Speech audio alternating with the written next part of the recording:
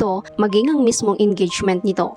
Mula sa ikalawang palapag ng hotel kung saan gaganapin ang engagement party ni Sandra at Renz ay nakatanaw nga itong si Lily.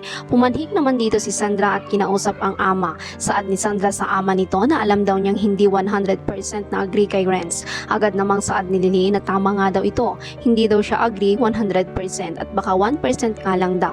Nagpasalamat naman si Sandra sa ama nito dahil kahit ganun daw ay hindi ito kumokontra sa kasal nila ni Renz. Pagpapakatotoong sagot naman ni Lily na si Franco nga daw ang better choice. Ngunit tanong naman ni Sandra sa ama nito na hindi nga daw ba na ang best choice ay yung taong mahal mo talaga. Pairap namang saad ni Lily na misconception nga daw ito. Ayon naman sa matanda na love is always the answer nga daw at sagot naman ni Sandra na yes it is. Gate naman ni Lily na lagi nga daw sinasabi nito kay Sandra na gamitin ang isip at hindi ang puso. Saad naman ni Sandra na sigurado na nga daw ito na si Renz ang nasa isip at puso nito.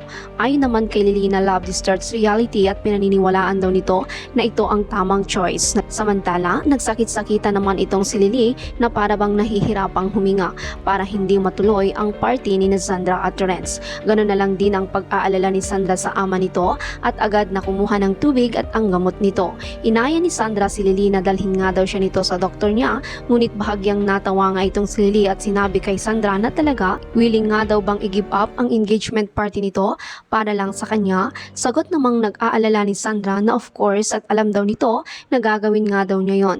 Giit naman ni Lily na paano nga daw kung hindi lang ang party ang i-cancel nito kundi pati ang mismong engagement niya kay Renz. Nakiusap pa si Lily kay Sandra na i-cancel nga daw nito yung kanyang engagement. Hindi naman agad nakasagot si Sandra at saktong dumating naman si Matt kaya nasabi ni Sandra sa daddy nito na hindi nga daw maganda ang pakiramdam ng ama. Pagkatapos namang sabihin niya ni Sandra sa ama ay pinalis na nga ni Lily si Sandra at dumadating na nga daw ang kanilang mga bisita.